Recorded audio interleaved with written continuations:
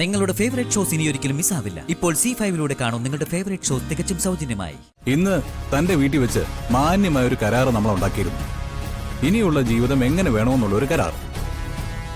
നമ്മുടെ ജീവിതത്തിന്റെ സ്വകാര്യതകൾ അടുത്ത ആളോട് പറയേണ്ട കാര്യമില്ല എന്നാണ് നമ്മൾ തീരുമാനിച്ചത്. സോ ഇത് എന്റെ പേഴ്സണൽ വിഷയം.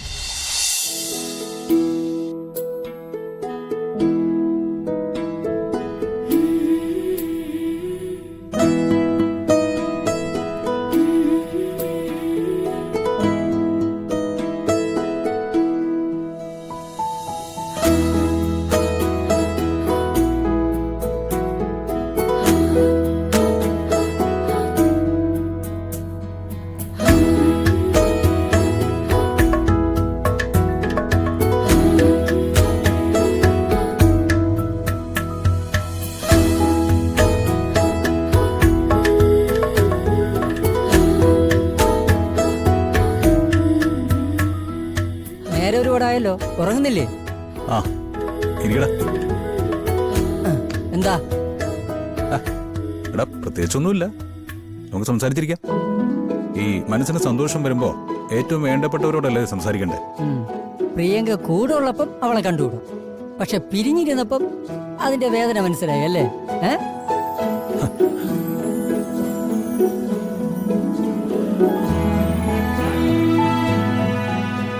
ഇന്ന് പ്രിയങ്കയായിട്ട് തിരിച്ചു വന്നപ്പോ ഞാൻ ശ്രദ്ധിച്ചിരുന്നു. എന്തൊരു സന്തോഷമായിരുന്നു. ആ സന്തോഷമാണ്. ആ സന്തോഷത്തിന്റെ അളവ് പറഞ്ഞാ തീരില്ല. ഞാൻ പണ്ടേ പറഞ്ഞിട്ടില്ലേ, ഒന്നിച്ച് ജീവിച്ചു തുടങ്ങുമ്പോ ഇതൊക്കെ മാറുമെന്ന്. അത് കുഴപ്പമില്ല.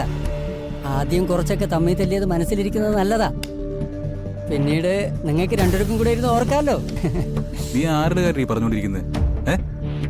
എടാ എന്റെ സന്തോഷത്തിന്റെ കാരണം പ്രിയങ്കയല്ല. പിന്നെ ഞാൻ ഇഷ്ടപ്പെട്ട പെണ്ണിനെ ഇന്ന് ഞാൻ കണ്ടു. എടാ അവൾ എന്നെ വിട്ട് ഒരിടത്തും പോയിട്ടില്ല, ഇവിടെ തന്നെയുണ്ട്. ഇന്നത്തെ കാഴ്ച ഈശ്വരന്മാരെ എനിക്ക് വേണ്ടി മാറ്റിവെച്ചത്. അത്രയ്ക്ക് ഞാൻ അവരോട് പ്രാർത്ഥിച്ചിട്ടുണ്ട്. നീ ഇതെന്തൊക്കെയായി പറയുന്നത്?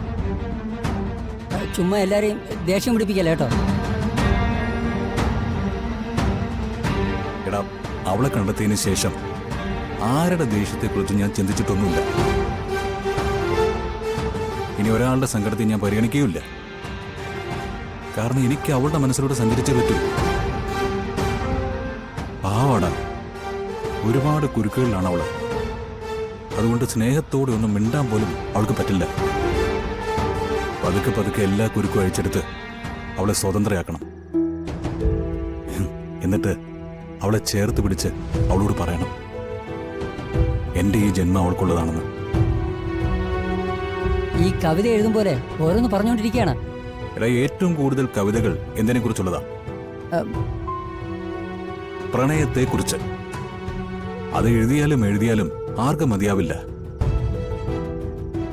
കാരണം എന്താണെന്നറിയോ? അതിന്റെ ലഹരി ഒരിക്കലും പറ്റില്ല. ഞാനത് അനുഭവിക്കുന്നതല്ലേ, ആ പ്രണയത്തിന്റെ സുഖം.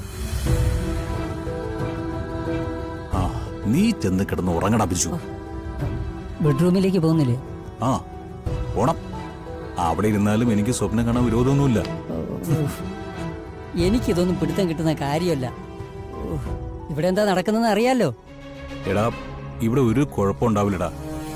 ദേ എന്റെ മനസ്സ് അതിപ്പോ ഓക്കെ, 100% ഓക്കെ. അപ്പോ ഗുഡ് നൈറ്റ്.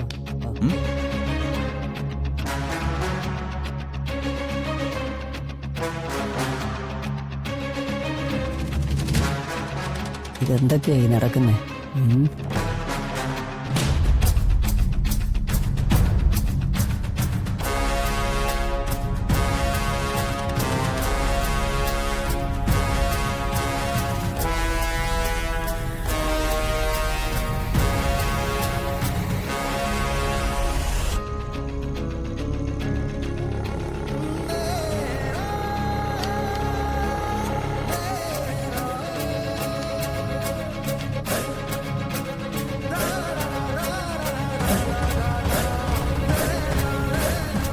ഏതാ പെണ്ണ്?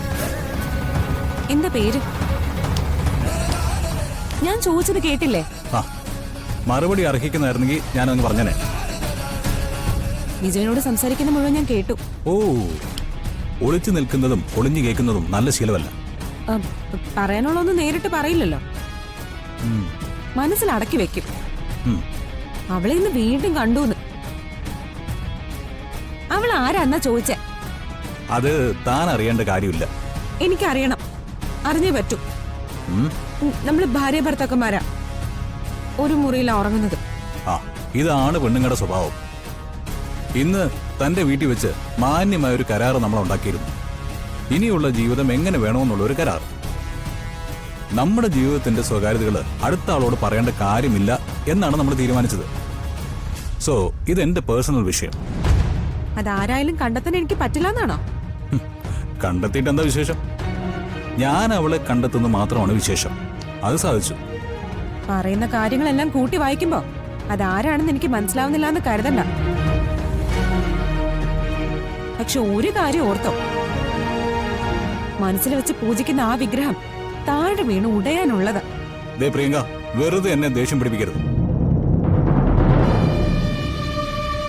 കുറച്ചു മുൻപേ പറഞ്ഞല്ലോ സ്ത്രീകളുടെ സ്വഭാവം. ആ ശരിയാ, ഞാൻ അല്പം സ്വാർത്ഥതയും അസൂയൊക്കെ ഉള്ളവളാ. നിങ്ങളെ സ്നേഹിക്കുന്നവളെന്ന് പറഞ്ഞാലേ എന്നെ കബളിപ്പിച്ചോളന്നല്ലേ? ആ അപ്പൊ പിന്നെ അവളെ വെറുതെ വിടാൻ എനിക്ക് പറ്റുമോ? ആ ദേ, പറഞ്ഞ കരാറിൽ നിന്ന് ഒരു ഇഞ്ച് പോലും മാറണ്ട. മാറി അങ്ങനെ പോയാ എന്റെ പെരുമാറ്റം നീ സഹിക്കില്ല. നമുക്ക് കാണാം. എന്നെ മാത്രമല്ലല്ലോ, ഇവിടെയുള്ള എല്ലാവരെയും വിട്ടുകളാക്കല്ലേ? ആ, ഇത് എത്ര ദൂരം മുന്നോട്ട് പോകുന്ന ഞാൻ കാണിച്ചു തരാം. എനിക്ക് ജീവൻ ഉള്ളിടത്തോളം കാലം പോകും. അതിൽ നിനക്കൊരു സംശയം വേണ്ട.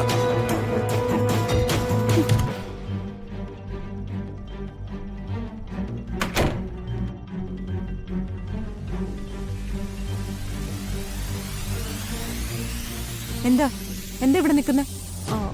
അത് നിങ്ങൾ ഉറങ്ങിയോന്നറിയാം. നാണമില്ലേ ഏട്ടത്തിക്ക് അനുജന്റെ ബെഡ്റൂമിന്റെ മുന്നിൽ വന്നിങ്ങനെ നിൽക്കാൻ? അല്ല, ഞാനേ വരുൺ ഉറങ്ങിയിട്ടില്ലെങ്കിൽ സൂര്യയുടെ ഒരു കാര്യം പറയാൻ വന്നായിരുന്നു. ആ, എങ്കിൽ ചെന്ന് പറയാൻ. അല്ലെങ്കിലേ ഇപ്പൊ വേണ്ട, നാളെ രാവിലെ ഒന്ന് പറഞ്ഞോളാം. ഓ, പെട്ടെന്ന് ആവശ്യം തീർന്നു അല്ലേ? ഏത് സമയത്തും ആഡംബരത്തെ കുറിച്ചും കൾച്ചറിനെ കുറിച്ചും ഒക്കെ നിങ്ങൾ സംസാരിക്കുമല്ലോ. ഇത്തരം പ്രവൃത്തികൾ കൾച്ചറിന്റെ ഭാഗമാണോ? എടി, നീയേ കൂടുതൽ ദേഷ്യപ്പെടൊന്നും വേണ്ട, ഞാനേ പോവാ.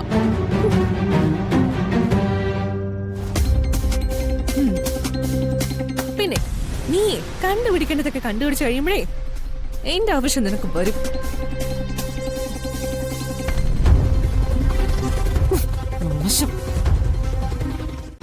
ഡൗൺലോഡ് ചെയ്യൂ C5 ആപ്പ്. കാണൂ എല്ലാ എപ്പിസോഡുകളും സൗജന്യമായി.